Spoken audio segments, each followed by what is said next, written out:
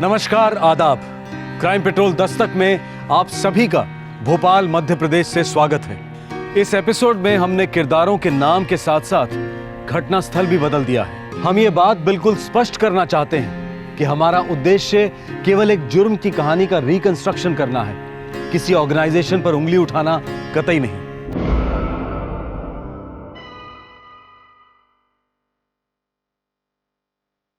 सावधान!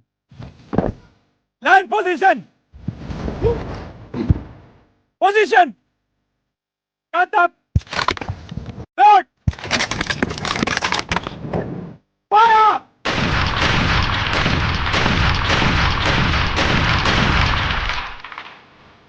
सोल्जर्स!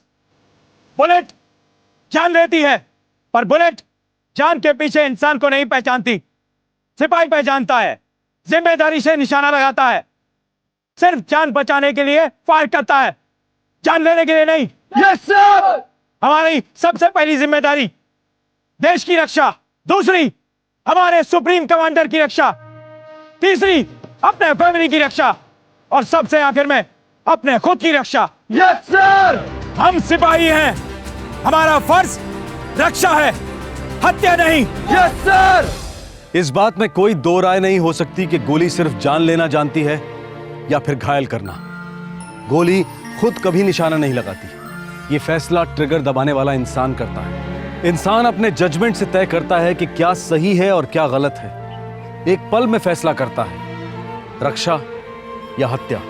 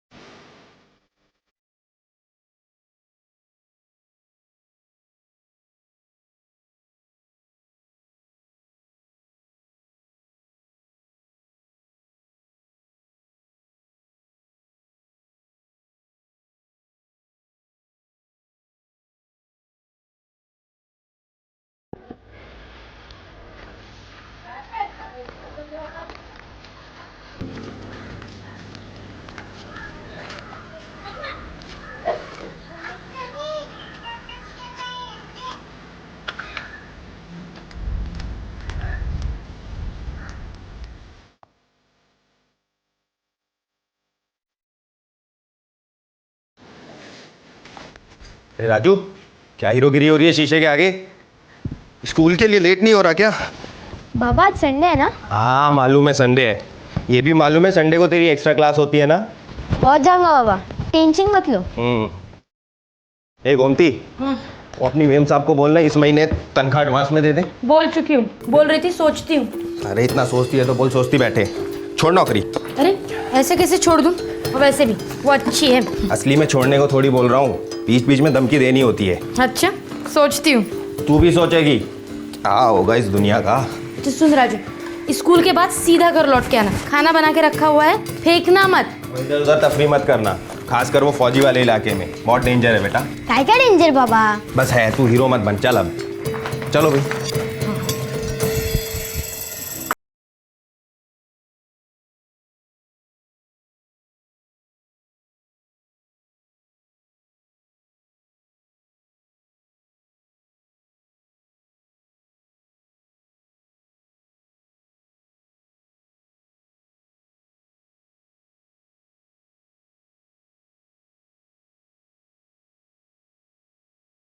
मेरे पास सचिन तेंदुलकर है। अच्छा बच्चू, मेरे पास पूरे इंडिया का कैप्टन धोनी है। देख धोनी आंखें फाड़ के, और राहुल द्रविड़ भी है, फिर बाद में कोहली भी है। अब बोल, एक मेरे को देना। हट चल। अब धोनी और तेंदुलकर दोनों ही मेरे पास है। ये नहीं दूंगा, धोनी और तेंदुलकर नहीं दूंगा। राजू मुझे मेरा नहीं दूंगा।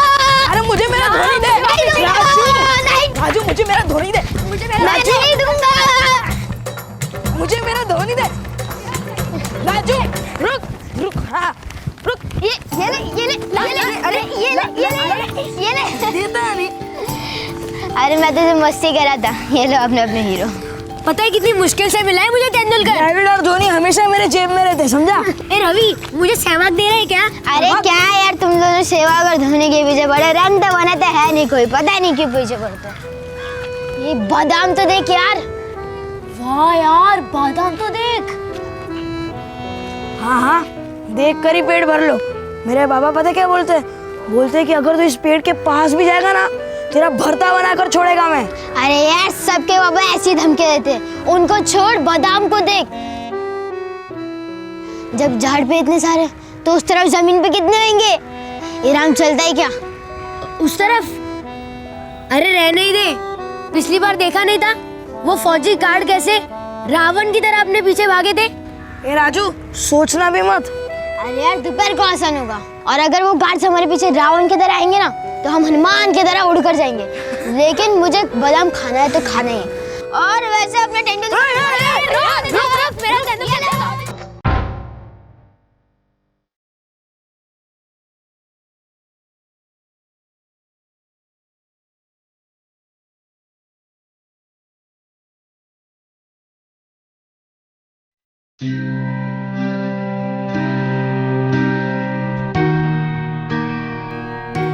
Good morning, Colonel Narendra.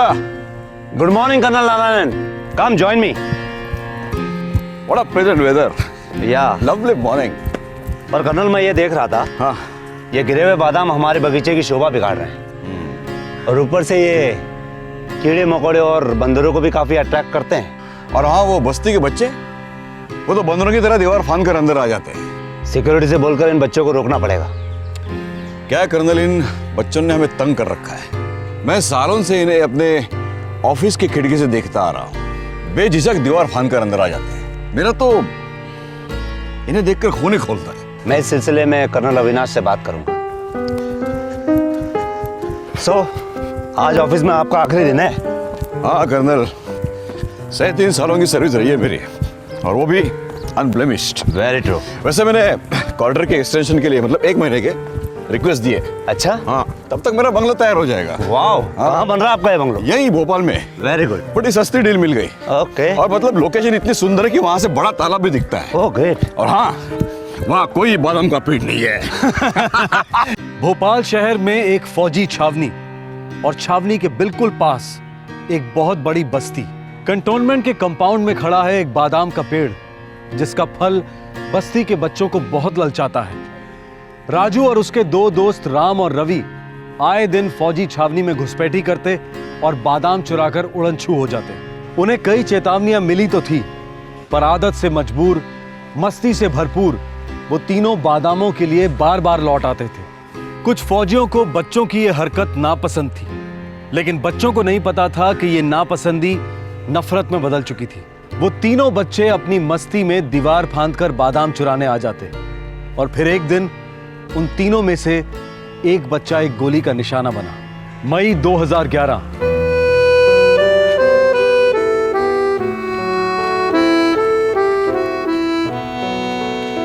ए राजू, मैं अभी बोल रहा हूँ, चल वापस चलते हैं। कल ही फौजियों ने हमें वार्निंग दी थी।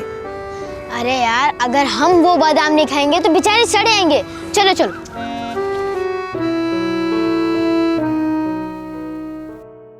अरे यार, फिर से सोचने लग गए, क्या होगा इस दुनिया का। चलो, अरे चलो ना यार, कुछ नहीं होगा, चलो।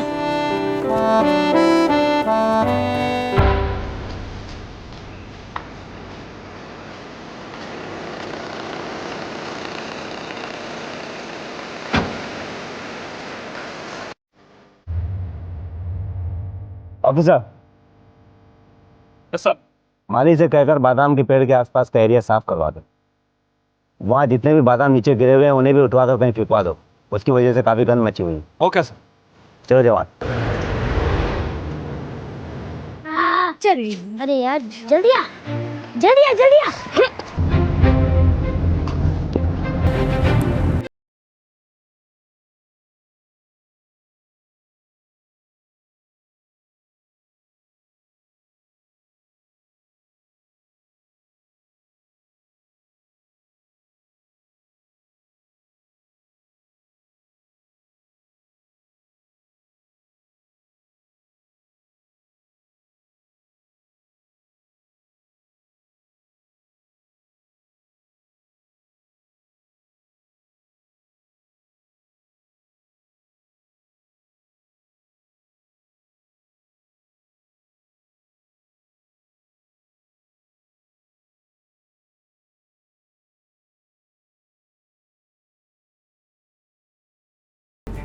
डिसिप्लिन नाम की चीज नहीं, ब्लडी मंकीज।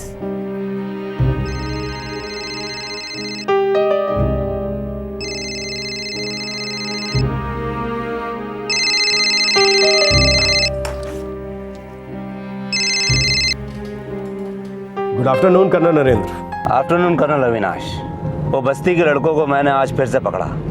दीवार फांदकर कंटोनमेंट के अंदर घुसने की कोशिश कर रहे थे वो लोग। अच्छे बच्चे, बहुत न्यूसेंस। राम, राजू, मुझे ठीक नहीं लग रहा। चल ना वापस चलते हैं, इसमें बहुत डेंजर है। हाँ यार वापस चलते हैं। क्या यार तुम लोग भी ना बहुत डरते हो। हम थोड़ी ना कोई बॉर्डर क्रॉस करके पाकिस्तान जा रहे हैं, हम तो सिर्फ बादाम खाने जा रहे हैं जो भगवान ने सिर्फ हमारे लिए बनाया है। फौजी लोग तो उसे छूते भी नहीं है। एक तो बच्चे नहीं है कर्नल, लड़के हैं। दूसरा, जिन्हें आप सिर्फ एक न्यूसेंस समझ रहे हैं वो सीरियस सिक्योरिटी रिस्क भी हो सकते हैं। हमें इस बात को सीरियसली लेना चाहिए।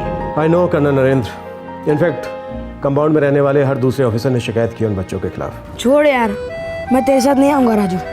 और राम तू? मैं भी नहीं आऊँगा। अरे यार तुम लोग टेंशन मतलब कुछ नहीं होगा।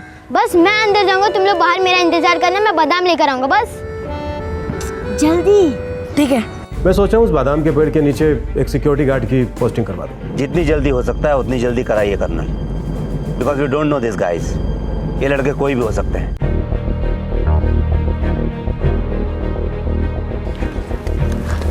कोई नहीं है ना? जल्दी चल, जल्दी जल्दी चल। चल बैग दे। पहली बार कितना वजन कितना है? आराम से। तुम दोनों यहीं पर रुको, मैं बादाम लेकर आता हूँ और फिर बाद में तुम दोनों मुझे मदद करना नीचे उतरने में। ठीक है चलो मैं जाता हूँ। चल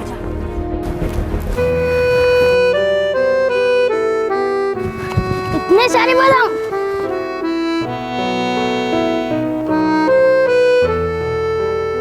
राजू जल्दी कर, यहाँ पर कोई आ जाएगा। रुक 2 मिनट में आता हूँ। बहुत सारे बादाम हैं, 1 हफ्ते के बाद ही आएंगे फिर।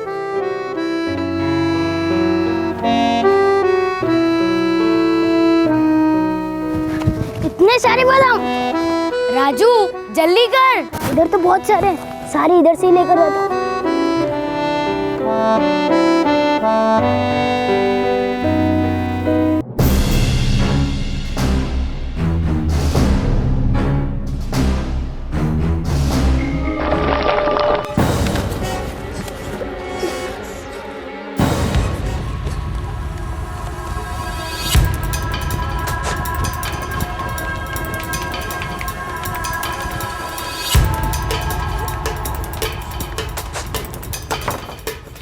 यहाँ पर तो ताला लगा हुआ है। आंटी आंटी आंटी जल्दी चलिए, वहाँ राजू को कुछ हो गए हैं। क्या हो गया? कहाँ है वो? राजू फौजी कंपाउंड में गया था, हम लोगों ने बहुत बड़े धमाके की आवाज सुनी। भगवान, तो अब कहाँ है? वो पड़ा हुआ है, बहुत खून निकल रहा है आंटी। खून। आंटी जल्दी चलो आंटी जल्दी चलो।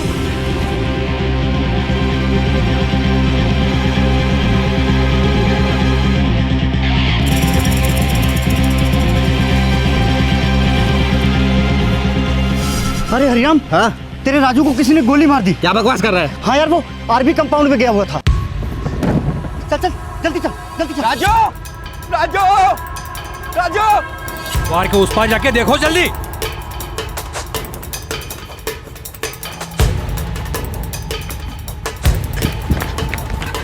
राजू राजू उठ जा बेटा, बेटा तुझे कुछ नहीं होगा। मेरे बच्चे उठ जा। खोल बेटा, क्या हो गया तुझे बेटा? हेलो, पापा आए तेरे। कैंटोनमेंट गार्डन में अभी के अभी एम्बुलेंस भेजो। पापा आए तेरे।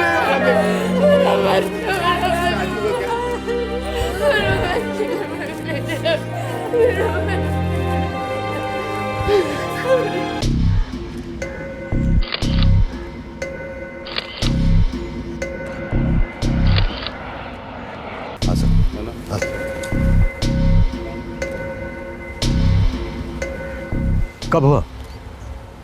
पता नहीं सर, बस एक फायरिंग की आवाज़ सुनी। मैं भी ऑफिस से जा रहा था तो somebody told me ऐसा कुछ हुआ है। सर, पास के गांधीग्राम बस्ती का लड़का था, वो नाम राजू, और उसके माँ बाप उसके साथ अस्पताल में है सर। सर हम बच्चों के माँ बाप और दूसरों के स्टेटमेंट्स रिकॉर्ड करने के बाद वापस लौटेंगे। श्योर इंस्पेक्टर, तब तक मैं भी पता लगाता हूँ ये कैसे हुआ और क्यों हुआ।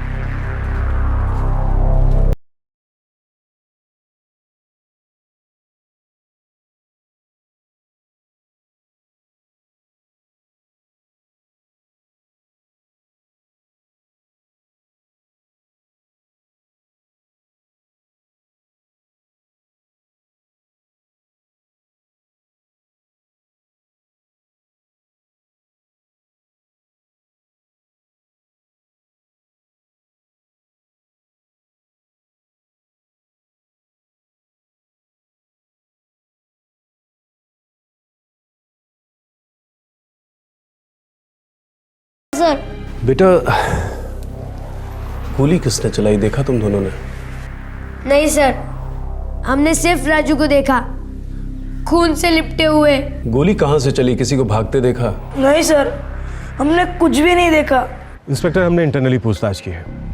गोली हमारे कंपाउंड के बाहर से आई। दीवार के इस तरफ खड़े लड़कों ने अंदर से फायरिंग की आवाज़ सुनी। आवाज़ तो कहीं से भी आ सकती है इंस्पेक्टर। क्या उन्होंने किसी को फायर करते देखा? नहीं देखा। ऑफिसर, इस बस्ती में एक से एक ट्रबल मेकर्स रहते हैं और उनकी वजह से हम अपनी सिक्योरिटी ब्रीच को लेकर खुद काफ़ी परेशान रहे हैं। और वैसे भी मेरा ऑफिस तो वो पेड़ के ठीक सामने ही है, फायरिंग अंदर से हो ही नहीं सकती, इम्पॉसिबल।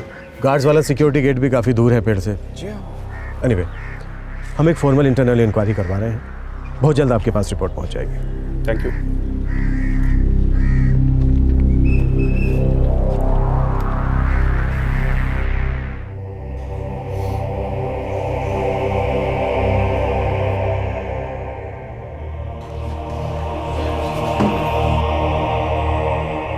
डॉक्टर साहब, कैसा है मेरा बेटा राजू? सॉरी, हम आपके बच्चे को बचा नहीं पाए।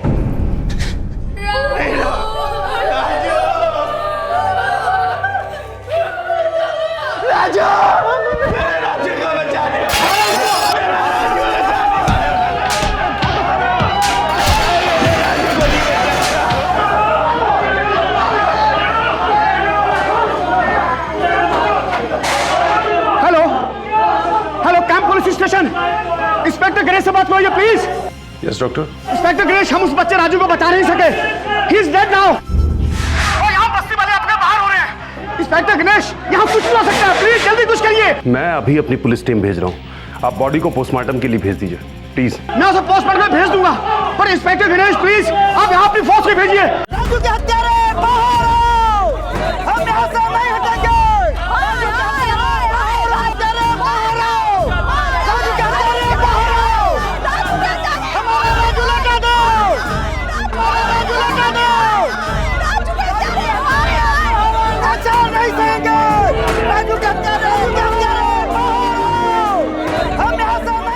ऑफिसर, यस सर, सारे गेट्स बंद करवा दो। यस सर, किसी भी सूरत में कोई भी सिविलियन कैंटोनमेंट के गेट्स पार नहीं करना चाहिए। Yes sir. दीवारों को कवर में रखो। Yes sir.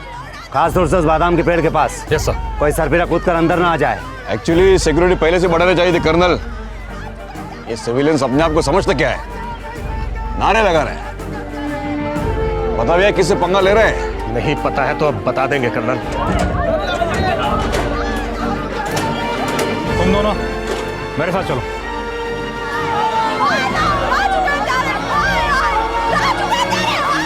काफी क्लोज रेंज से फायरिंग हुई होगी। हो सकता है। बुलेट दिखा सकते हैं? बुलेट? बुलेट तो उसकी बॉडी में नहीं थी। नहीं थी मतलब? हाँ, मैंने खुद ऑपरेशन किया है। दरअसल इसकी पीठ में गोली की एग्जिट का निशान है। इससे यह पता चलता है कि गोली इसके सीने के आर पार चली गई है। ओह माय गॉड, इसका मतलब है कि गोली कहीं उसी कंपाउंड में पड़ी हुई है या गड़ी हुई है।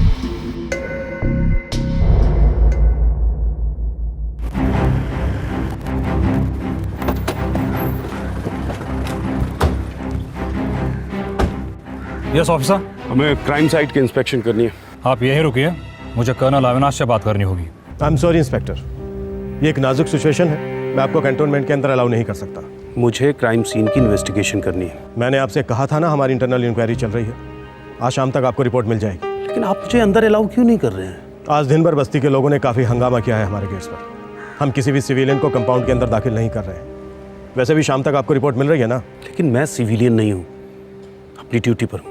आप फौज में नहीं हैं तो आप सिविलियन हैं। ऑफिसर सर, पुलिस को गेट तक एस्कॉर्ट करो। Okay sir. Thank you inspector. चलिए।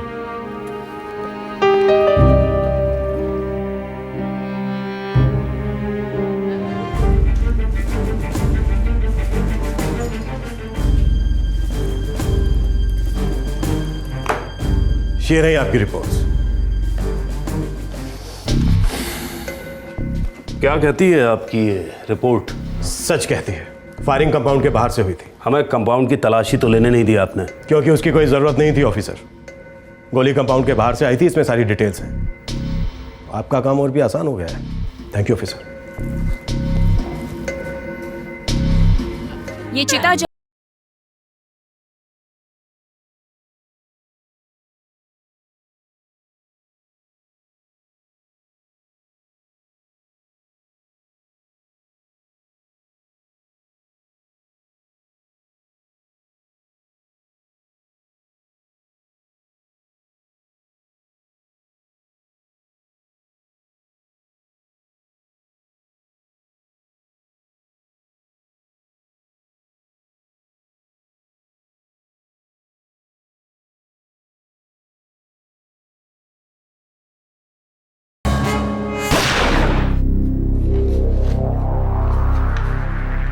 सर, ये रिपोर्ट कंपाउंड के अंदर से फायरिंग होने की सारी पॉसिबिलिटीज को नकार रही है। तुम और तुम्हारी टीम अभी तक गोली ट्रेस नहीं कर सके।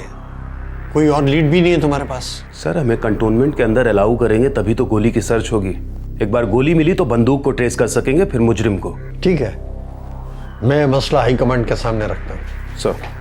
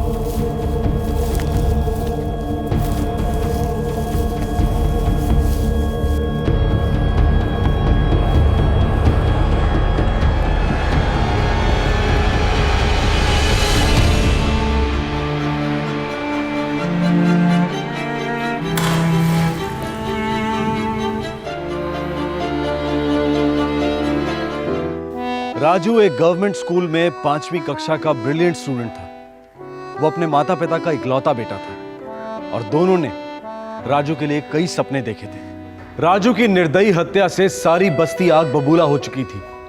माता पिता की दर्द भरी आहें और बस्ती वालों की आगोश भरी चीखों से सत्ता के कॉरिडोर्स गूंज उठे थे। राज्य सरकार ने तुरंत ठोस कदम उठाए।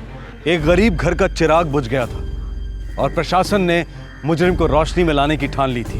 यस सर, हमने उन्हें रिपोर्ट सबमिट कर दी है सर। मैंने इंक्वायरी पर्सनली सुपरवाइज की थी। मैं जानता हूं आपने रिपोर्ट बनाकर पुलिस को दी है, पर उन्हें अपनी रिपोर्ट खुद बनाने दीजिए। फिलहाल लोगों का गुस्सा आर्मी पर है और हम आर्मी की गरिमा पर कोई आंच अफोर्ड नहीं कर सकते कर्नल। श्योर सर, मैं पुलिस को कैंटोनमेंट में आने की परमिशन इशू कर दूंगा सर। Very good. और कैंटोनमेंट के पीआरओ से कहकर एक प्रेस ब्रीफिंग करवाओ ताकि ऑन रिकॉर्ड रहे कि हम मुजरिम को पकड़वाने में पूरी कोऑपरेशन कर रहे हैं। Yes sir. और एक बात सर, कोऑपरेशन सिर्फ ऑन रिकॉर्ड नहीं, ऑन द ग्राउंड भी होनी चाहिए, क्योंकि जो हुआ है अनफॉरगिवेबल है। Clear sir. देश की सेना के हाई कमांड ने इस मामले को बहुत गंभीरता से लिया था और पुलिस के साथ पूरी तरह से कोऑपरेट करने का आश्वासन भी दिया था। इसीलिए राजू की हत्या का केस स्टेट की क्राइम ब्रांच के हवाले कर दिया गया।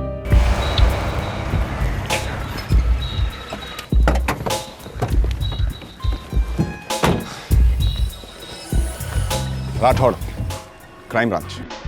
गुड मॉर्निंग ऑफिसर, आप अपनी इंस्पेक्शन शुरू कर सकते हैं। अगर आपको किसी मदद की ज़रूरत है तो मैं अवेलेबल हूँ। सिक्योरिटी ऑफिसर अवेलेबल है। Thank you colonel. You welcome. Thank you.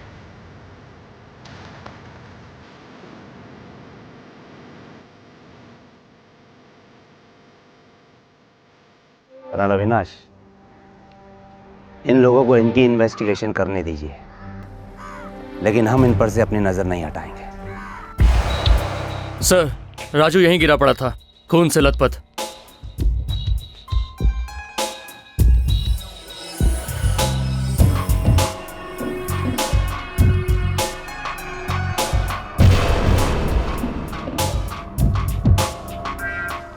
इस तरफ की पूरी दीवार स्कैन करो, पेड़ भी स्कैन करो। अगर कोई टेम्परिंग नहीं की गई है तो हमें गोली मिलनी चाहिए। Yes sir.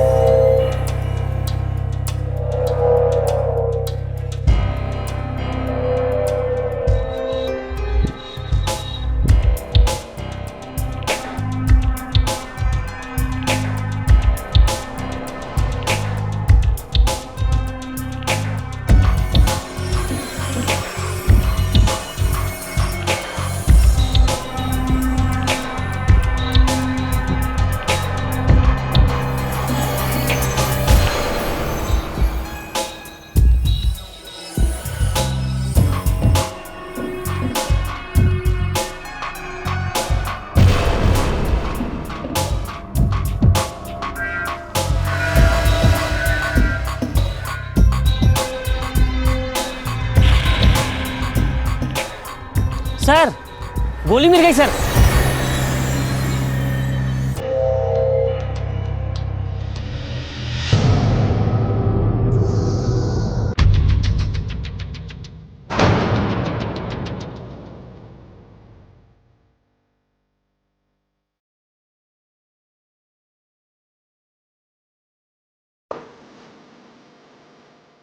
mm Mark 4।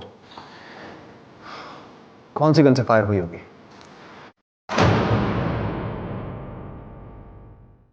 25 SI नॉफलर, American बनती।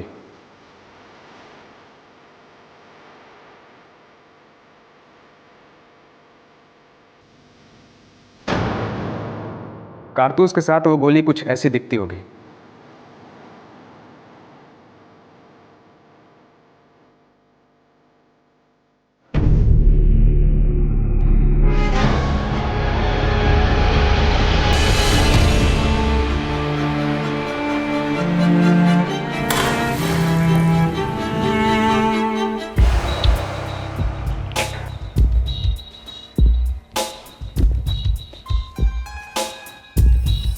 राजू यहाँ से दीवार पे चढ़ा था। उसके दोनों दोस्त राम और रवि यहाँ बाहर खड़े थे।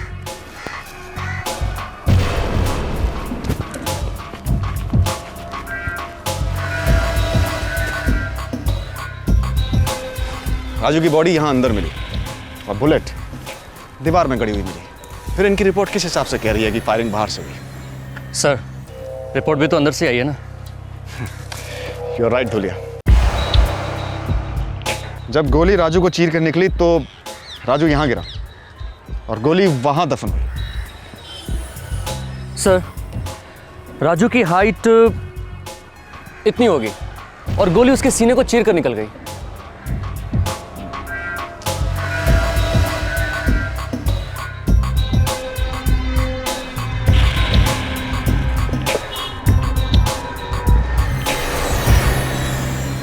धुलिया, गोली दीवार में यहां दफन हुई और दीवार के उस तरफ बाहर गोली का कोई निशान नहीं है।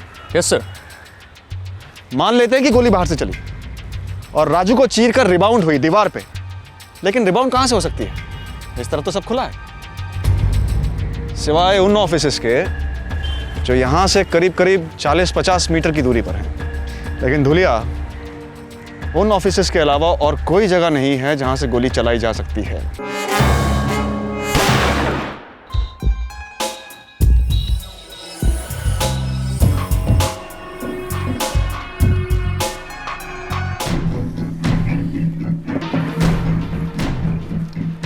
इस तरह गोली बच्चे के बदन को चीरती हुई दीवार में घुस गई होगी और दीवार पर लगी गोली के इंपैक्ट को देखकर ऐसा लगता है कि गोली पास से चलाई गई।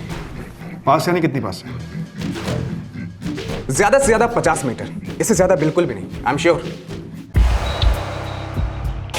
धुलिया, गोली यहीं कहीं आसपास से चली है।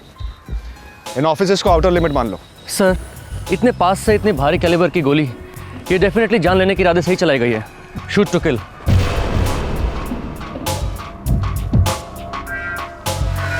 धुलिया, गोली की ट्रेजेक्टरी देखो। जिस तरह से गोली राजू को चीर कर दीवार में धंसी है, उससे यही लगता है कि गोली इन ऑफिसेस में से कहीं से चलाई गई, किसी ऊपर वाले फ्लोर से नहीं और ना ही किसी बगल वाले ऑफिस से। सर, मैं सिक्योरिटी ऑफिसर को बुला कर लाता हूँ। ये ऑफिस जिसकी खिड़की खुली है वो कैप्टन खन्ना का ऑफिस है, और जिसकी खिड़की बंद है वो कर्नल नारायणन का ऑफिस हुआ करता था। 1 हफ्ता पहले वो रिटायर हो गए। तो फिलहाल ऑफिस खाली है या कोई आ गया उनकी जगह? अभी तक तो नहीं। 2 दिन पहले तक कर्नल नारायणन वहाँ काम कर रहे थे। इसका मतलब जब हादसा हुआ वो अपने ऑफिस में थे? जी, उनकी ड्यूटी का आखिरी दिन था, सब कुछ समेट रहे थे। कहाँ मिलेंगे कर्नल नारायणन? नारायणन साहब आपको सीनियर ऑफिसर्स रेस्टोरेंट में मिलेंगे, उनका बंगलो नंबर 49 उधर। Thank you.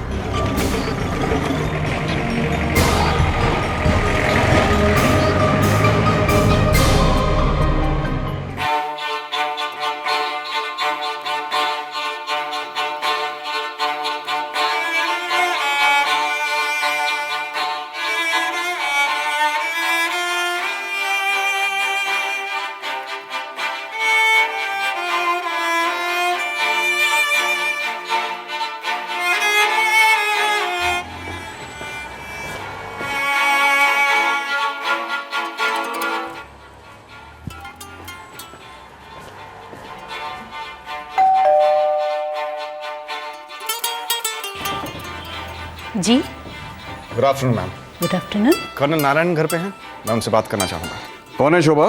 Sir I am Rathore, crime branch.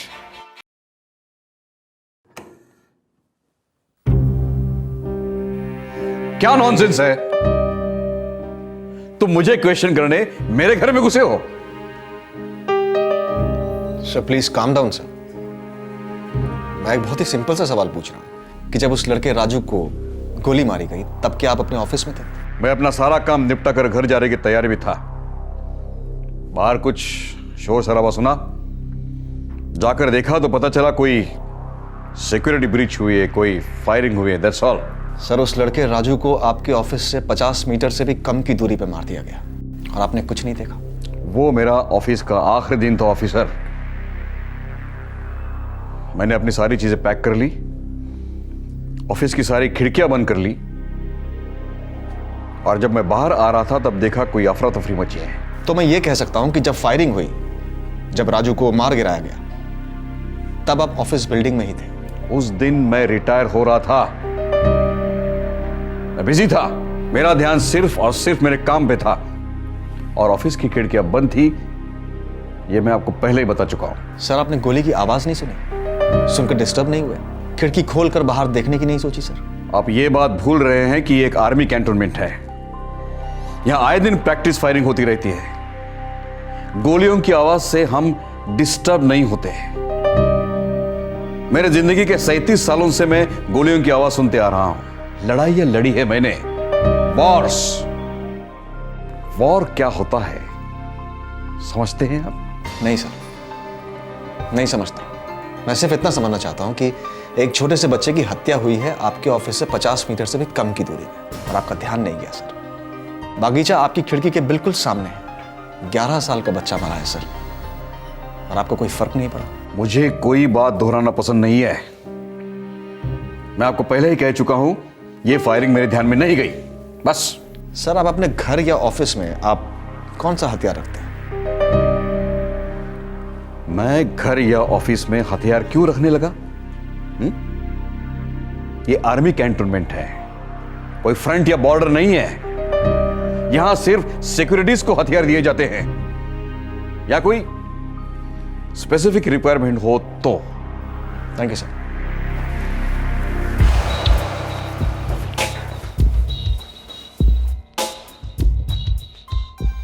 बस्ती के बच्चों का आपके आर्मी एरिया में घुसकर बादाम चुराना आपको कोई खास पसंद नहीं था?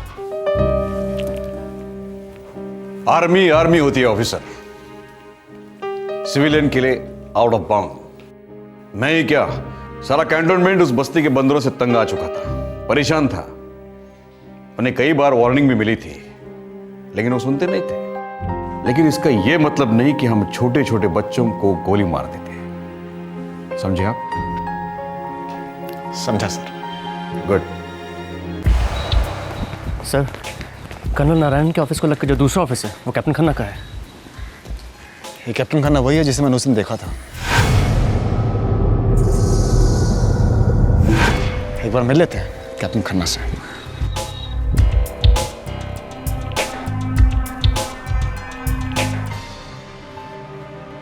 देखिए, जिस वक्त ये हादसा हुआ मैं अपनी सीट पर नहीं था। आप कहाँ थे कैप्टन? मैं बाहर प्रैक्टिस ग्राउंड में था। कोई तरीका है जिससे ये बात वेरीफाई हो सकती है? कहीं आप मुझ पर शक तो नहीं कर रहे हैं? कैप्टन साहब, आपका ऑफिस और कर्नल नारायण का ऑफिस, ये दोनों मौका वारदात के सबसे करीब थे। मैं हर पॉसिबिलिटी टटोल रहा हूं, आप इसे पर्सनली मत लीजिए प्लीज। ऑफिसर, आप इस तरह से घूमते घूमते हमारे ऑफिसर से क्वेश्चन नहीं कर सकते। मैंने सुना है कर्नल नारायण से भी आपने कुछ बेहुदा सवाल पूछे। क्या आपको पता नहीं है वो एक रिटायर्ड ऑफिसर है? कर्नल साहब, मैंने किसी की क्वेश्चनिंग नहीं की, मैं सिर्फ इंफॉर्मेशन इकट्ठा कर रहा हूँ। इकट्ठा करने की क्या जरूरत है? मुझसे आप यारों से कलेक्ट कीजिए, जो इन्फॉर्मेशन होगी वो आपको मिल जाएगी। मिस्टर राठौड़, हम आपके साथ कॉपरेट कर रहे हैं, इसका मतलब ये नहीं है कि आप हमारी प्राइवेसी की धज्जियां उड़ाएं। मेरा ऐसा कोई इरादा नहीं है सर, ना कभी होगा। फिर भी अगर किसी को बुरा लगा है तो I am sorry. Thank you captain Khanna.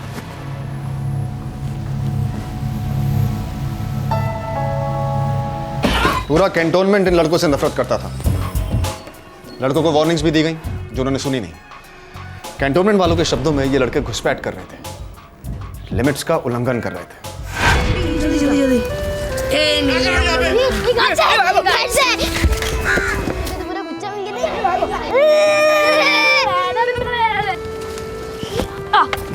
उठा चले आते, चले आते।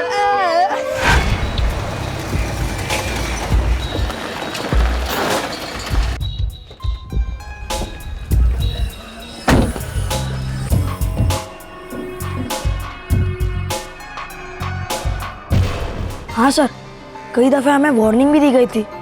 फौजी हमसे बहुत नफरत करते थे। लेकिन हमें बादाम बहुत अच्छे लगते थे।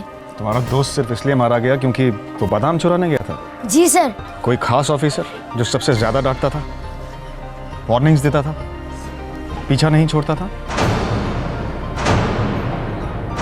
जी सर। कौन था? उस दिन जब हम वहाँ बादाम चुराने गए थे तो एक फौजी ऑफिसर हम पे बरस पड़े थे।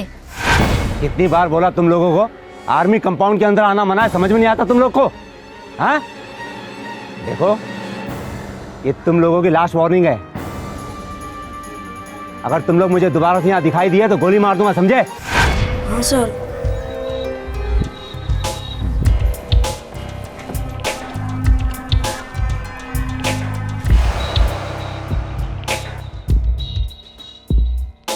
मिस्टर राठौड़, उन लड़कों को हर दूसरा ऑफिसर डांटता था।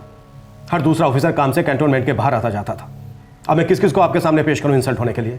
इंसल्ट हम किसी की नहीं करना चाह रहे हैं सर। आप सिर्फ इतना बताइए कि 12:30 और 12:55 के बीच में कौन कौन से ऑफिसर्स गाड़ी से बाहर गए थे? 12:30 और 12:55 ही क्यों? क्योंकि इसी दौरान वो बच्चे बादाम चुराने की अपनी पहली कोशिश में नाकाम हुए थे और किसी बाहर जाते हुए ऑफिसर ने गाड़ी रोक के उन्हें डांटा था। हमारे पास ऐसी कोई लिस्ट नहीं है, नहीं ऐसा कोई रिकॉर्ड। गेट के सिक्योरिटी रजिस्टर में तो एंट्रीज होंगी ही सर।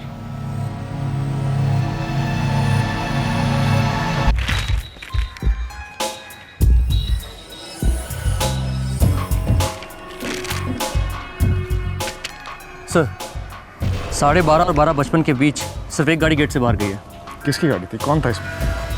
कर्नल नरेंद्र अकेले थे उसमें। Thank you. ये थे वो? हाँ sir.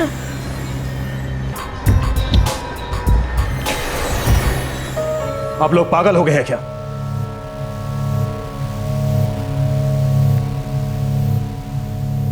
Mister Rathore, colonel Narendra इस कैंटोनमेंट के सबसे सीनियर सर्विंग ऑफिसर हैं। राजू पर गोली चलने के 10 मिनट पहले उन्होंने बच्चों को धमकाया था। Nothing doing officer. Colonel Narendra की कोशिश नहीं हो सकती और नहीं होगी।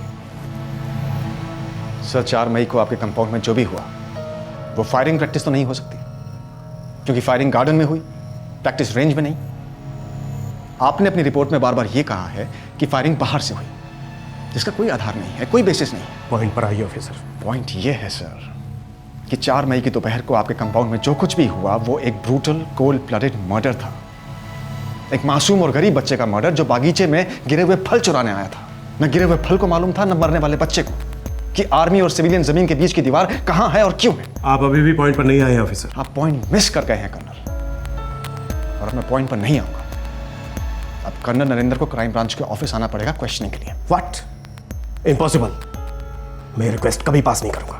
रिक्वेस्ट करने का टाइम अब खत्म हो गया सर। अब कैंटोनमेंट के आर्म्स डिपो की तलाशियां ली जाएंगी, रिकॉर्ड्स चेक होंगे और वो सब कुछ किया जाएगा जो एक मुजरिम को पकड़ने के लिए किया जाता है। और अगर रोकने की कोशिश हुई सर तो वारंट्स इशू होंगे।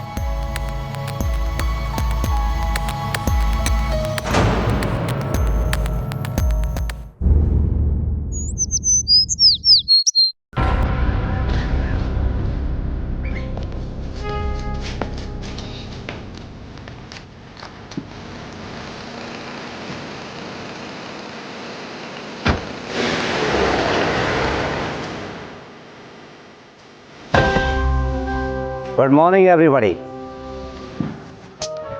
Good morning sir. All yours officer, shoot. पूछिए क्या पूछना चाहते हैं, डरिए नहीं।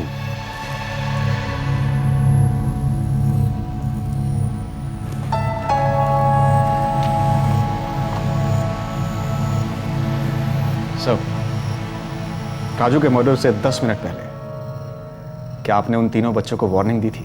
दी थी, लेकिन उन्होंने आपकी वार्निंग मानी नहीं। इस बात पे तो आपको बहुत गुस्सा आया होगा। मुझे बहुत गुस्सा नहीं आया, क्योंकि मैं उन लड़कों को बहुत बार वार्निंग दे चुका था, लेकिन वो किसी की नहीं सुनते थे, न मेरी न ही किसी और आर्मी ऑफिसर की। सर, उस दिन आप कहाँ के लिए निकले थे? मैं सेक्रेटेरिएट गया था। किस लिए सर? ऑफिशियल काम था, जिसका इस केस से कोई ताल्लुक नहीं है ऑफिसर। क्या आपने राजू को गोली मारी थी सर?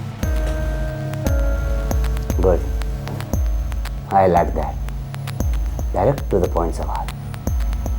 लेकिन मेरा जवाब है नहीं, मैंने उस लड़के को गोली नहीं मारी थी, और मैं दावे के साथ कह सकता हूँ कि ऐसा कोई भी आर्मी ऑफिसर कभी नहीं करेगा। गोली आर्मी कंपाउंड के अंदर से चलाई गई सर। अगर किसी आर्मी ऑफिसर ने नहीं चलाई तो कोई भी बाहर वाला आपके कंपाउंड में बादाम चुन रहे बच्चे को गोली मारकर कैसे निकल सकता है और क्यों? ये मैं नहीं जानता, लेकिन मैं इतना जानता हूँ कि आर्मी जान बचाने के लिए गोली चलाती है, मारने के लिए नहीं। और अगर आप मुझ पर शक कर रहे हैं तो आपको ज़रा लॉजिकली सोचना होगा, क्योंकि जिस वक्त यह हादसा हुआ था उस वक्त मैं सेक्रेटेरिएट में था। सर, आप इस कैंटोनमेंट के सीनियर मोस्ट ऑफिसर हैं।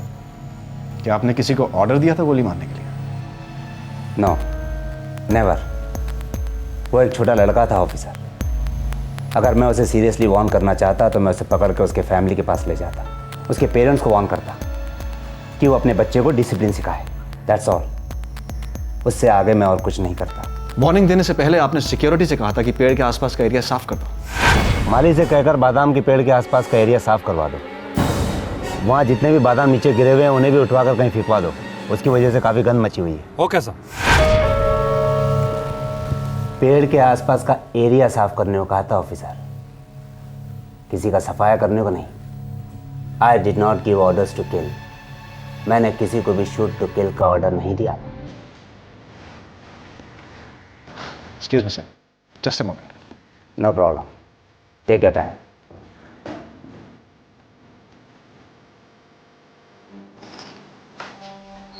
सर, ये सेक्रेटरी की ज़रूरत है।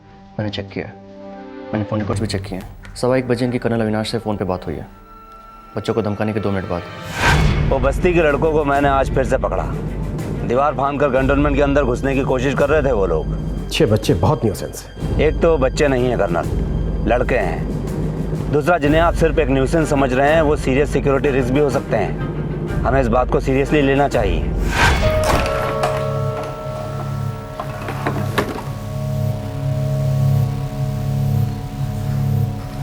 सर, क्या आपकी कर्नल अविनाश से फोन पे बात हुई थी बच्चों को धमकाने के 2 मिनट के बाद? बच्चों को डांटने के 2 मिनट के बाद ऑफिसर। सॉरी सर, बच्चों को डांटने के बाद। हाँ, मेरी कर्नल अविनाश से बात हुई थी। क्या बात हुई थी सर? प्राइवेट कन्वर्सेशन थी। मेरे लिए जानना जरूरी है। I think it's relevant to the case. तो आप ये जानना चाहते हैं कि क्या मैंने कर्नल अविनाश को ये ऑर्डर दिया था कि वो उस पेड़ पर नजर रखें, और अगर वो लड़के वहाँ वापस लौट आए तो उन पर फायर खोल दें, उनको गोलियों से उड़ा दें? Correct sir. मैं यही जानना चाहता हूँ कि क्या आपने ऐसा ऑर्डर दिया था कि बच्चों को गोली मार दो? मैंने कर्नल अविनाश से सिर्फ उस पेड़ के पास सिक्योरिटी बढ़ाने के लिए कहा था। और कर्नल अविनाश ने जिस सिक्योरिटी ऑफिसर को भेजा उसने राजू को मार गिराया। आप आरोपों पर आरोप लगा रहे हैं ऑफिसर, वो भी बिना किसी सबूत के। For a kind information, colonel Avinash ने उस पेड़ के पास किसी भी सिक्योरिटी वाले को नहीं भेजा था, और इस टॉपिक पर हमारे बीच सिर्फ डिस्कशन हुई थी। लेकिन अब मुझे लगता है कि हमारे बीच डिस्कस करने के लिए कुछ बाकी नहीं रहा, इसलिए आप मुझे इजाजत दें so that I can go and join my duty. Good day.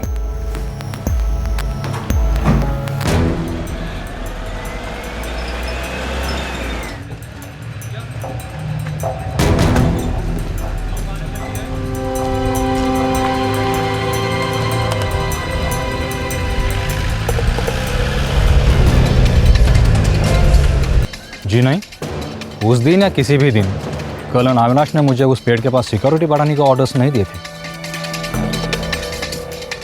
आपके गार्ड्स कौन सी गन इस्तेमाल करते हैं?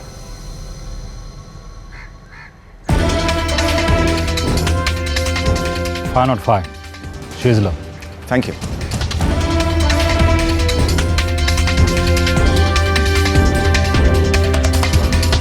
हाँ, उस दिन कर्नल नरेंद्र से उस पेड़ के पास सिक्योरिटी बढ़ाने के बारे में मेरी बातें हुई थी। दरअसल उससे पहले भी कई ऑफिसर्स ने मुझे यह सुझाव दिया है, पर आपकी जानकारी के लिए बता दूं मिस्टर राठौड़, उस दिन मैंने उस पेड़ के आसपास कोई सिक्योरिटी नहीं लगवाई थी। कर्नल, मुझे आपकी आर्मरी चेक करनी है। जान सकता हूँ क्यों? आपकी आर्मरी डिटेल रिकॉर्ड्स रखती होगी कर्नल।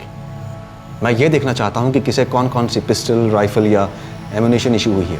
आप एग्जैक्टली चेक क्या करना चाहते हैं? मैं एग्जैक्टली ये चेक करना चाहता हूँ कि राजू के सीने को चीर कर निकलने वाली गोली कौन सी गन से फायर हुई थी और वो गन किसको इशू हुई थी।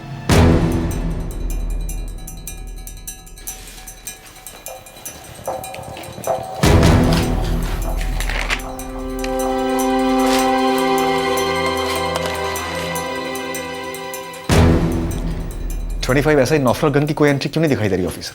इंडियन आर्मी में 25 नॉफलर गन्स यूज नहीं होती हैं। व्हाट? इंडियन आर्मी में 25 नॉफलर गन्स यूज नहीं होती हैं और पहले भी कभी नहीं हुई हैं। जहां तक मेरी नॉलेज है 25 नॉफलर गन्स कुछ स्टेट्स की पुलिस इस्तेमाल करती है। डिटेल्स आपको चेक करनी होगी सर।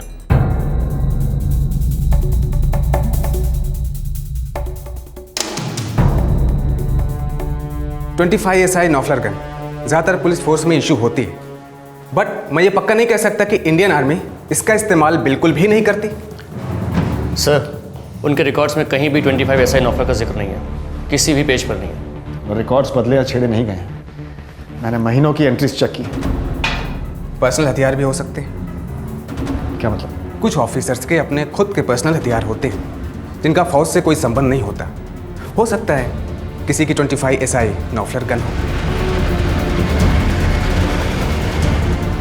सर, अगर पर्सनल हथियार यूज हुआ है तो चलाने वाला कोई सिक्योरिटी गार्ड या ऑन ड्यूटी ऑफिसर तो हो ही नहीं सकता है। कोई ऐसा ऑफिसर हो सकता है जिसके पास पर्सनल हथियार है और अपने गुस्से पे काबू नहीं है। लेकिन सर, गोली डेफिनेटली उस पेड़ के पास के उस ऑफिस से ही चली है और उन दो ऑफिसर्स की ऑफिस है वहां पर।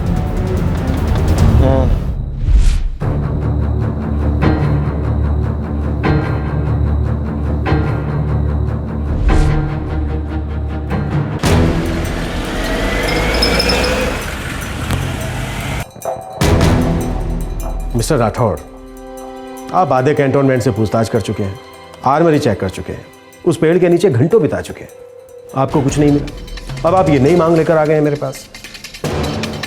आप हमारी रिपोर्ट से सेटिस्फाई क्यों नहीं हो जाते? गोली अंदर से नहीं, बाहर से चली थी मिस्टर राठौड़, बाहर से। कर्नल अविनाश, सेटिस्फाइड होने के लिए मैं कोई कंज्यूमर नहीं हूं जिसे आप टीवी, फ्रिज या एसी बदल कर दे रहे हैं। मैं एक मर्डर इन्वेस्टिगेट कर रहा हूं सर, एक 11 साल के बच्चे का मर्डर। और सेटिस्फाइड तो मैं तब होऊंगा सर जब कातिल मेरे लॉकअप में बंद होगा। तब तक बाल की खाल निकलती रहेगी। मैं वो हर डिटेल चेक करूंगा सर जो इस केस को सॉल्व करने के लिए जरूरी है। और फिलहाल पर्सनल हथियारों के रिकॉर्ड्स मेरे लिए बहुत जरूरी है।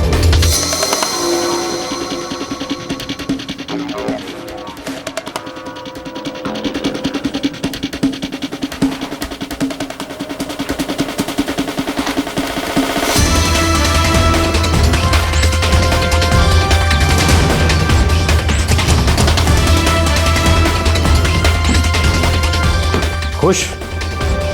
सेटिस्फाइड? ऑफिसर, अगर कैंटोनमेंट के अंदर कोई भी सुराग होता तो उसे आपको ढूंढने की जरूरत नहीं पड़ती, क्योंकि मैं खुद उसे आपके हवाले कर देता। मैं आपसे फिर कह रहा हूं ऑफिसर, जो भी हुआ है हमारी दहलीज के बाहर हुआ है।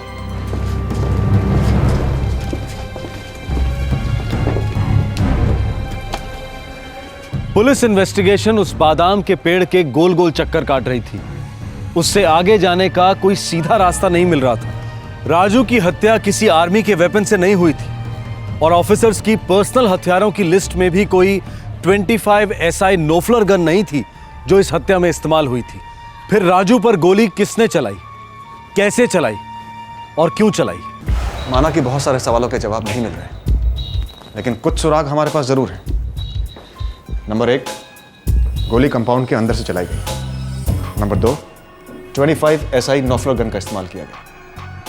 नंबर 3, गोली पास से चली, उन दोनों ऑफिसर्स में से किसी एक ऑफिस से चल सकती है। और नंबर 4, सस्पेक्ट कर्नल नरेंद्र ने खुद गोली नहीं चलाई, क्योंकि मर्डर के वक्त वो कैंटोनमेंट एरिया से बाहर थे। हमें यहाँ से आगे जाना है। सर, थोड़ा पीछे जाते हैं। पीछे मतलब? मतलब पहले सर, पहले की कोई पुरानी दुश्मनी या बस्ती की कोई आपसी रंजिश, ये मोर्चा तो हमने खोला ही नहीं अब तक।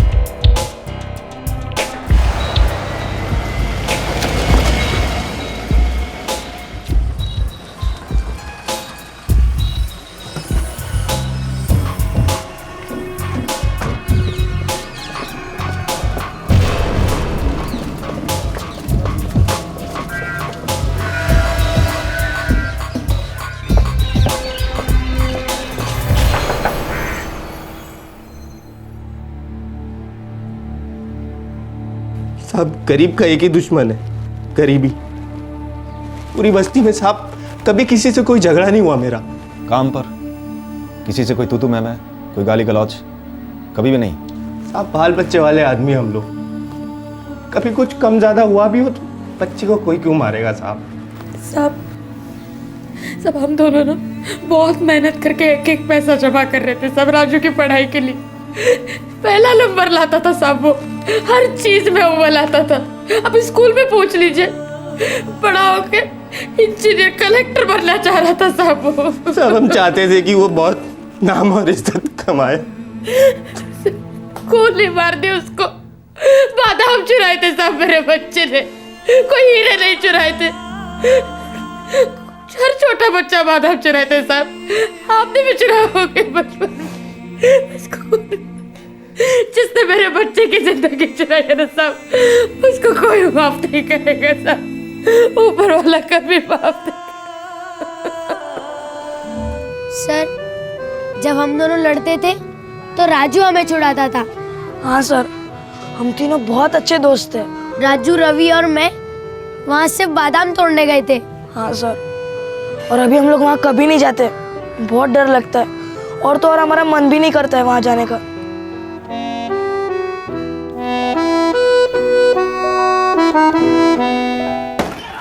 सर, खबरियों के नेटवर्क से कोई खबर नहीं मिल पा रही है। 4 मई को कोई भी बाहर वाला भोपाल में गन लेकर नहीं आया, और कैंटोनमेंट के आसपास तो बिल्कुल भी नहीं। बोलिया, ये आपसी दुश्मनी वाला मोर्चा बंद करते हैं, इससे हमें कुछ नहीं मिलेगा। मुझे पूरा यकीन है कि कैंटोनमेंट की उन दीवारों के बीच में किसी न किसी के पास प्राइवेट नॉफलर गन जरूर है, बस वो शख्स हमारे निशाने के रडार पे नहीं आ रहा। सर, प्राइवेट हथियार है तो लाइसेंस तो लगती ही होगी। ओह यस, ये बात हमने पहले क्यों नहीं सोची। प्राइवेट लाइसेंस पुलिस के थ्रू इशू होते हैं।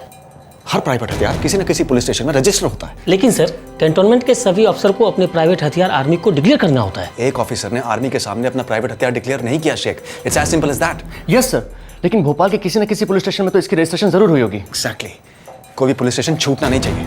Yes sir.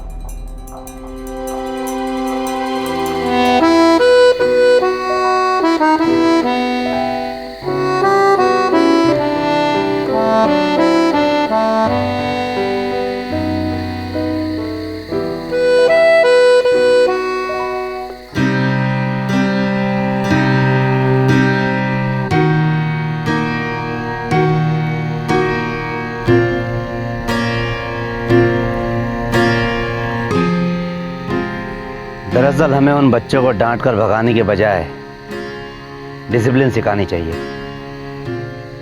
फिर ये हादसा होता ही नहीं। कर्नल, जो भी हुआ वो बहुत ही अनफॉर्चुनेट था और कंप्लीटली अनएक्सपेक्टेड। आज से पहले किसी कैंटोनमेंट में ऐसा नहीं हुआ होगा। आपका क्या ख्याल है कर्नल नारायणन? किस बारे में? यही कि फायरिंग कैंटोनमेंट के अंदर से हुई है या बाहर से? फायरिंग बाहर से होना लॉजिकल है ही नहीं।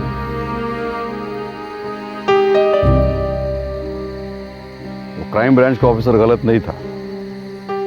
बुलेट जिस तरह से ट्रैवल हुई है और दीवार में घड़ी मिली, इसमें कोई डाउट नहीं कि फायरिंग अंदर से हुई थी। हाँ, वो लड़के हमारे लिए इरिटेशन थे, सरदर्द थे हमारे लिए। मैं ये नहीं कह रहा हूं कि जो कुछ हुआ सही हुआ, बिल्कुल नहीं होना चाहिए था, लेकिन हो चुका। भूल जाओ सब कुछ और आगे बढ़ो। कमान से निकला तीर वापस आया है कभी?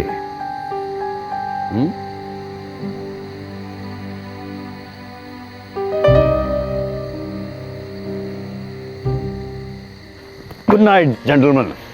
Good night. Good night. Good night.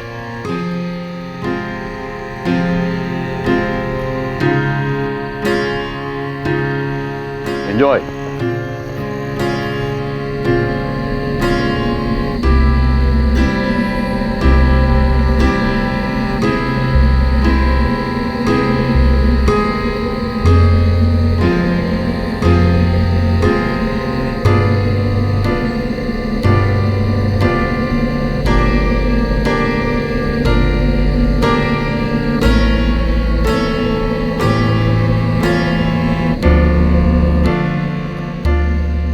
Colonel Avinash, आपने जो इंक्वायरी की थी वो आपने प्रॉपरली तो कंडक्ट की थी ना?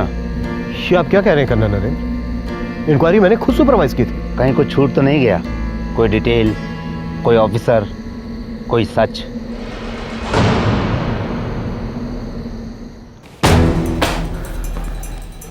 सर, ऑल ओवर भोपाल की 76 पुलिस स्टेशन से प्राइवेट हथियारों के रिकॉर्ड्स। एक भी डिटेल छूटी नहीं चाहिए धुलिया। Yes sir.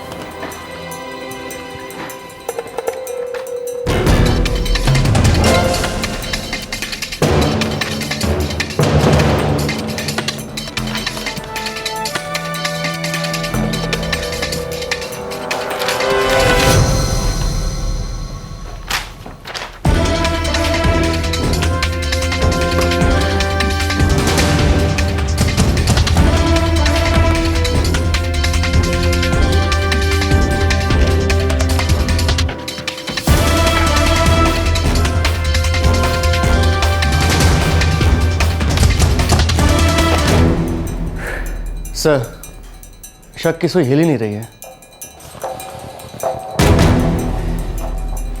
आज के लिए यहीं रोकते हैं, कल कंटिन्यू करेंगे। लगे रहेंगे धुलिया, शक की सुई हिलेगी और वो घड़ी आएगी जब राजू का कातिल हमारे सामने होगा। Good night.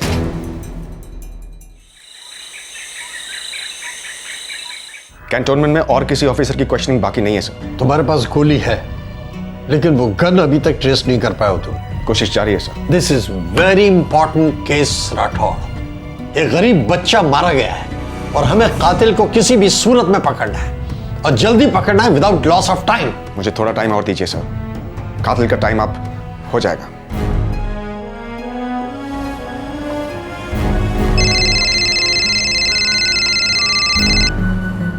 हाँ धुलिया बोलो। सर, गन ट्रेस हो गई है। Very good Dhulia. Sir, current licence में कोई भी 25 SI नॉफलर का लाइसेंस नहीं मिला इन फाइलों में। तो फिर आर्मी ने अपने रिकॉर्ड्स के साथ कोई छेड़खानी नहीं की, बस इस ऑफिसर ने अपनी पर्सनल गन आर्मी के सामने डिक्लेयर नहीं की।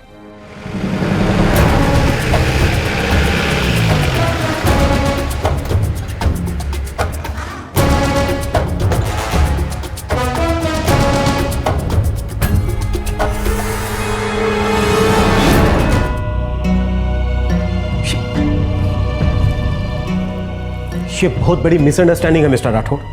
ये आपसे कोई गलती हुई है। एप्लीकेशन आपके सामने है सर, आप नाम चेक कीजिए, एड्रेस चेक कीजिए, यहाँ नीचे ऑफिसर के सिग्नेचर भी हैं सर। ये कैसे हो सकता है?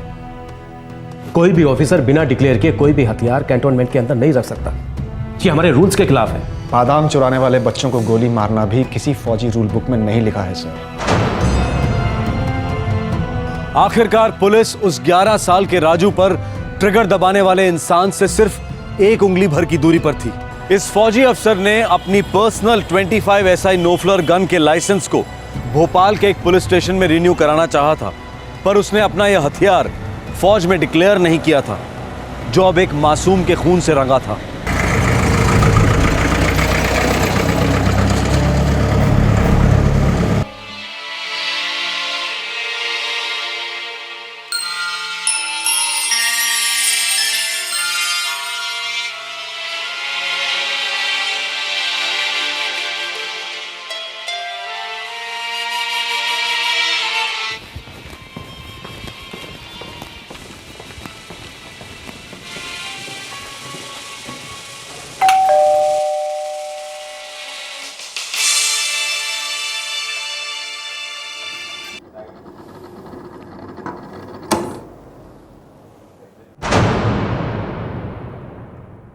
सर, ये डॉक्यूमेंट कहता है कि आपने 3 महीने पहले अपनी पर्सनल वेपन की लाइसेंस सुनेबल एप्लीकेशन की थी।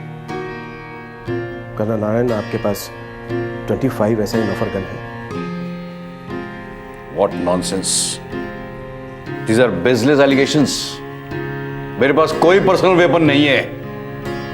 सर, इस पर आपका नाम, आपकी रैंक, आपका एड्रेस सब कुछ लिखा हुआ है और वहां नीचे आपके सिग्नेचर्स भी हैं।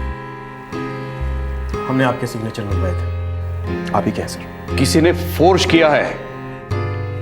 साजिश दिखाई नहीं देती तुम्हें कर्नल अविनाश? ये लोग फ्रस्ट्रेट हो रहे हैं इस केस को लेकर, मुझे टारगेट बना रहे हैं क्योंकि मेरा ऑफिस उस ब्लडी पेड़ के सामने था। आपको गलतफहमी हो रही है सर, और साजिश हुई है लेकिन हमारी तरफ से नहीं। मैं कर्नल नारायणन को कस्टडी में ले रहा हूं। हम सबके लिए वही अच्छा होगा कि कम से कम हंगामा हो।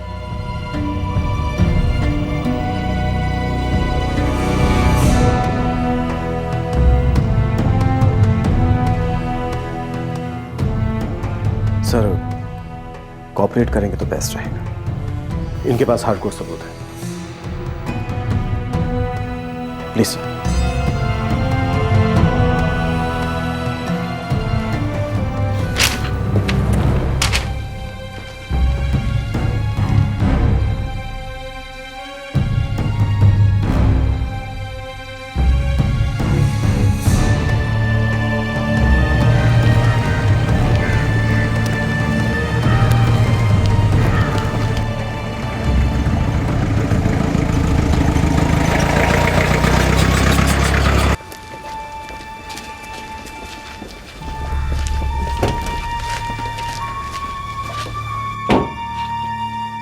एक आखिरी रिक्वेस्ट है आपसे कर्नल अविनाश।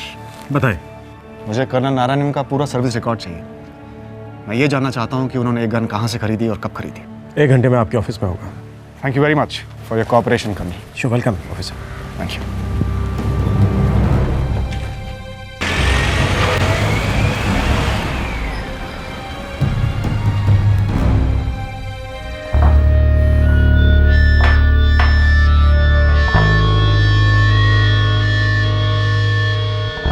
कहाँ है officer Rathore?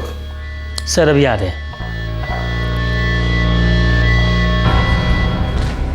Sir colonel Narayanan बहुत चिड़चिड़े हो रहे हैं। होने दो, हम पूरी इंफॉर्मेशन कलेक्ट करने के बाद इनकी क्वेश्चनिंग करेंगे। उनकी पोस्टिंग जलना, औरंगाबाद, इंदौर और भोपाल में रही है धुलिया। आप चाहते हैं कि मैं इन सारे शहरों के पुलिस स्टेशन का रिकॉर्ड चेक करूं ताकि हमें पता चल जाए कि पहली बार इन्होंने लाइसेंस के लिए कहाँ अप्लाई किया था। राइट। ये इंफॉर्मेशन हमारी बुलेट होगी जो हम उन पर निशाना लगाकर फायर करेंगे। Okay sir. Here you go.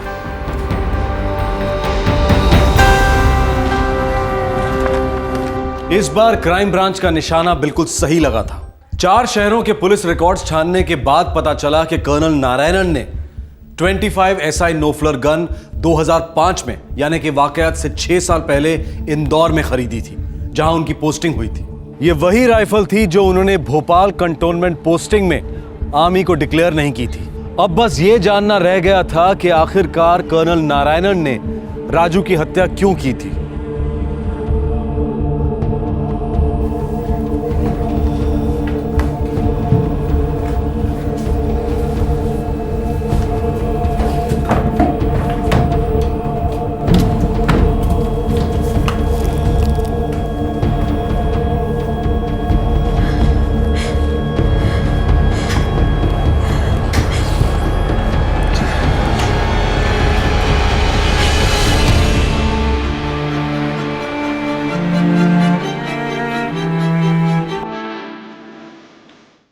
Gun घर के अंदर कहीं नहीं मिली। आप लोगों को गलतफहमी हो रही है। मेरे हस्बैंड घर पर कोई गन रखते ही नहीं थे। तो कहाँ रखते थे मिसेस नारायणन? ऑफिस में?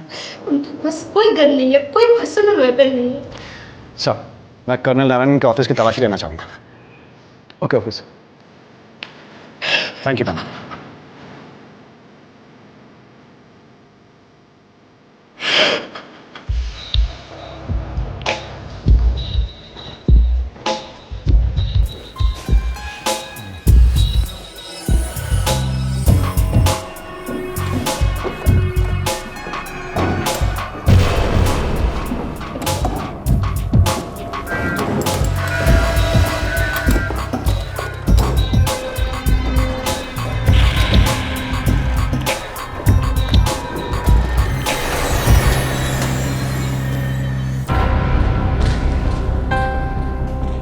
सर गन यहाँ नहीं है। कहीं डिस्ट्रॉय तो नहीं कर दी उन्होंने? ऑफिसर कर्नल नारायणन बहुत सीनियर ऑफिसर है, वो गन डिस्ट्रॉय नहीं करेंगे। सर, एक 11 साल के बच्चे की जान ले ली, उसके माँ बाप की जिंदगी डिस्ट्रॉय कर दी। गन डिस्ट्रॉय करना कौन सी बड़ी बात है सर?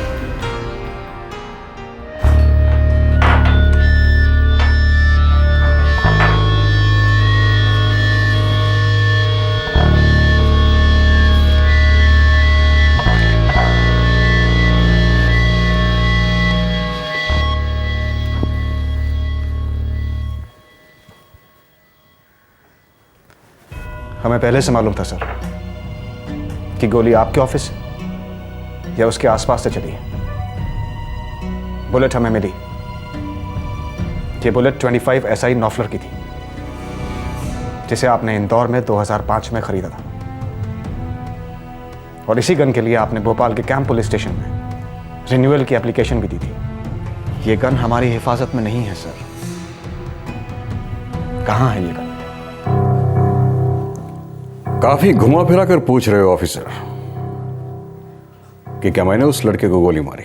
मैं आपसे सच की उम्मीद रखता हूं सर।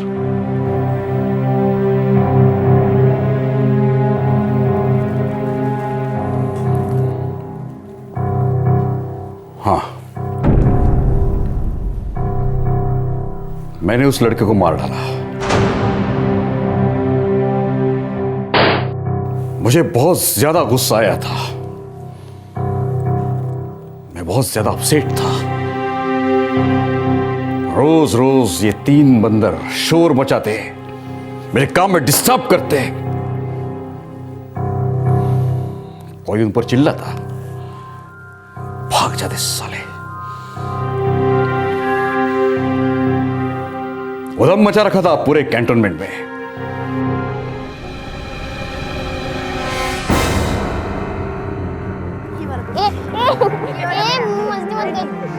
ये मेरे को तो पूरा गुच्छा मिल गया। देख ये मेरे को दे ना। देख मेरे को भी। जितना इकट्ठा करना कर लो। मंकेश, भागो, गेट लॉस्ट। जल्दी कर जल्दी कर कर कर। Hey, I will shoot you. भागो भागो वहां से।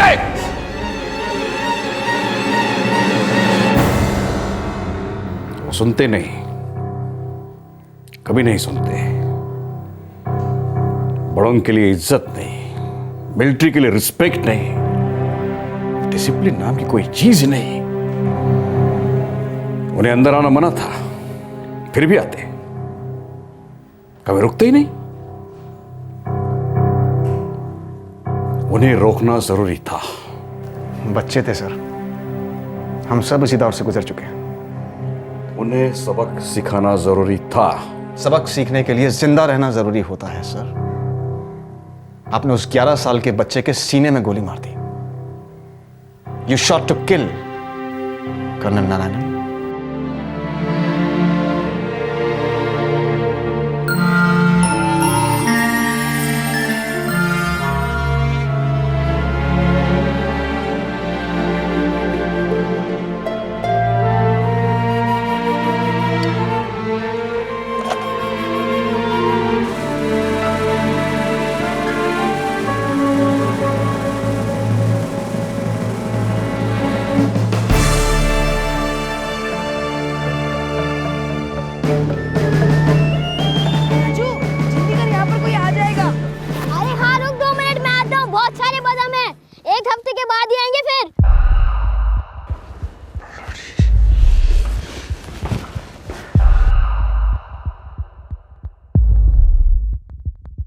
ब्लडी रास्कल्स, ये लोग सिर्फ कैंटोनमेंट में ही नहीं, मेरी जिंदगी में घुसपैठ कर रहे हैं।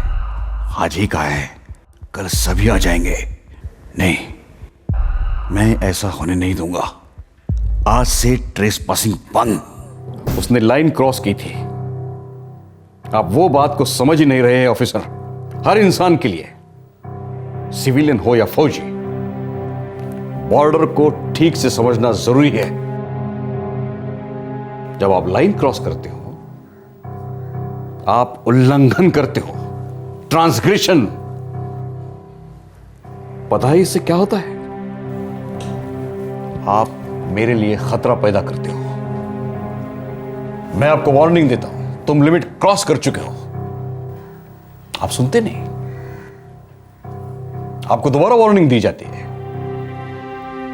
फिर भी आप सुनते नहीं। फिर मेरे पास कोई चॉइस नहीं रह जाता। मैं गन उठा लेता हूं। छड़ी उठाते सर, बंदूक क्यों? वो बच्चे क्या टेररिस्ट थे? उन्होंने क्या इंटरनेशनल बॉर्डर क्रॉस किया था? नहीं सर, वो पेड़ से गिरे हुए बादाम चुराने आते थे। वो पेड़ उन मासूम बच्चों के जैसा आर्मी और सिविलियन के बीच का फर्क नहीं समझता, कोई लिमिट या लाइन नहीं समझता। वो बच्चे मेरे काम में डिस्टरबेंस थे, कैंटोनमेंट के गार्डन की खूबसूरती बर्बाद कर रहे थे।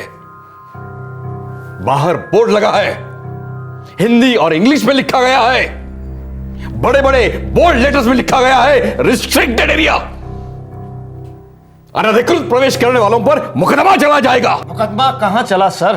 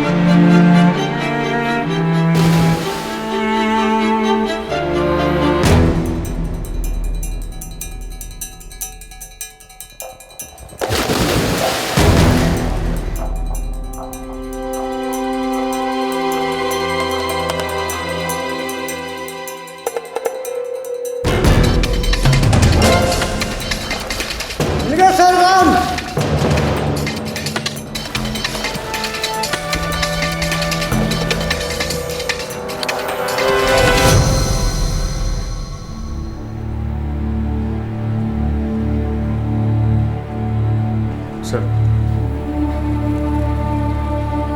Please sir.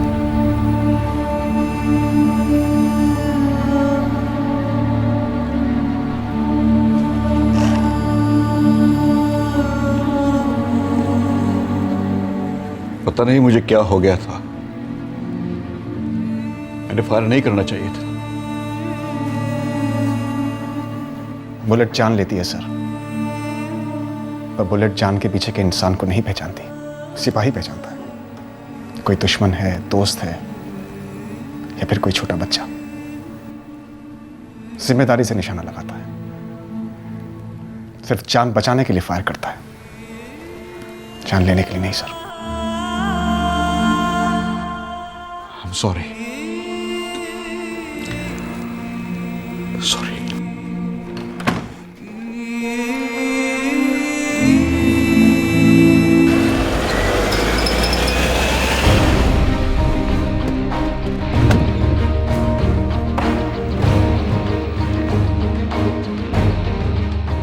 हमारी इन्वेस्टिगेशन अब कंप्लीट है सर। यह है वो रिपोर्ट। हम रिटायर्ड कर्नल नारायणन के खिलाफ चार्जशीट फाइल कर रहे हैं। Great job officer Rathore.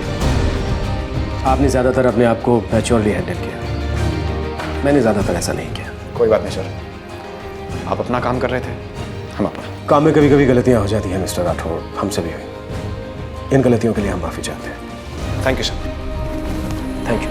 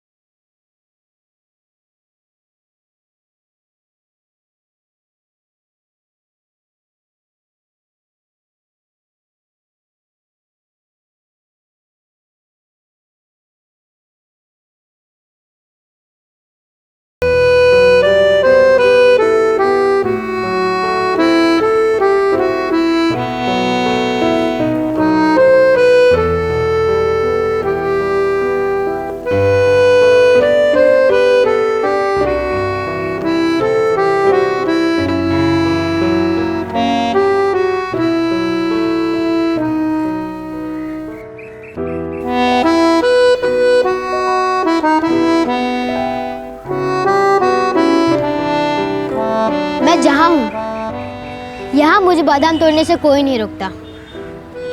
ये बादाम सबके हैं, इसलिए यहाँ ना ही कोई दीवार है और ना ही कोई बाउंड्री।